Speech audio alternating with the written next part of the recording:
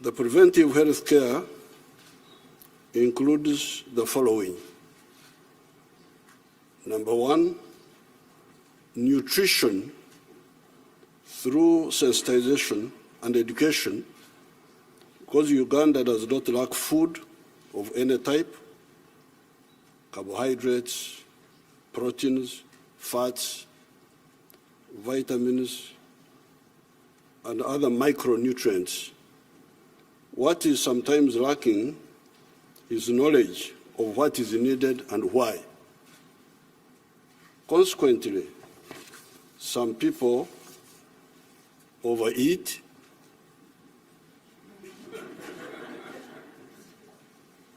others undereat,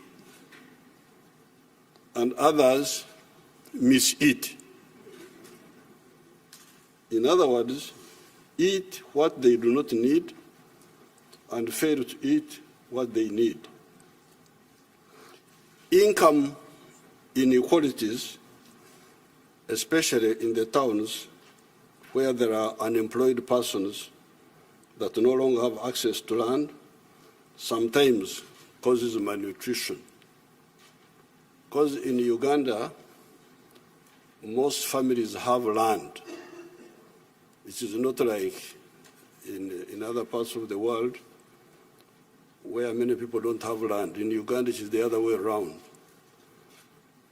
Almost everybody has land. So those who have land, they grow their own food. So the problem is not food, it is to know what food to eat and why. So the second preventive measure is hygiene. Hand washing, proper waste disposal, including latrines and waterborne sewage systems. This eliminates many diseases such as cholera, intestinal worms, hepatitis A, etc. Number three, safe water through boreholes, gravity flow schemes, protected springs, and piped tap water that eliminates many waterborne diseases such as cholera, worms, guinea worms, bilharzia, and other hazardous contaminants like heavy metals that can lead to cancer. Number four, vaccination that prevented smallpox and vaccinations that prevent the following diseases: polio, severe forms of TB, tetanus, whooping cough, diphtheria, hepatitis B, cases of pneumonia, severe diarrhea, yellow fever, and HPV. And HPV is against cervical cancer in our young girls, and COVID-19. Number five, malaria prevention through the use of larvicides. If we could concentrate on that line, larvicides, killing the larvae of malaria or of mosquitoes before they become mature mosquitoes. Draining of stagnant water, because Uganda has got a lot of water. 20% of Uganda is under fresh water. So that water is good for us, but also good for our enemies. So if we don't work on it, it can be a problem. The use of treated bed nets, etc. Number six, behavior change that has helped us to deal with HIV/AIDS, because this is a behavior problem, mainly. AIDS, you go and look for it, doesn't look for you. Corona-19, again, this is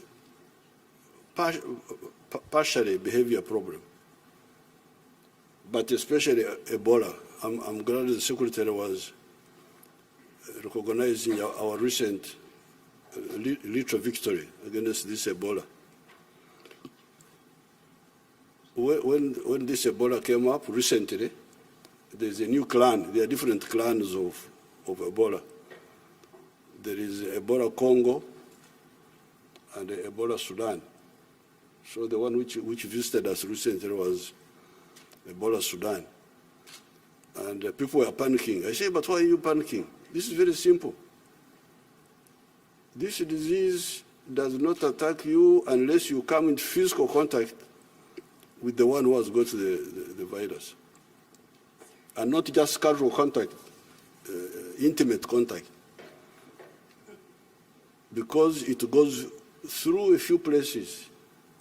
If the Ebola virus falls on your arm here, it will not affect you. It will not affect you if it goes into the eyes, the nose, the mouth, or through sexual interaction. So, I told our people, but you know how the Ebola is going. Let's stop it. They were running around, but we stopped it. It's not such a big issue.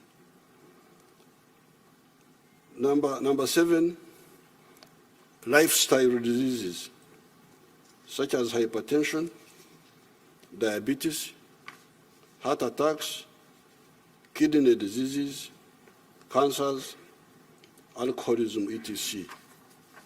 These can be prevented in many cases by appropriate conduct, e.g., not overeating.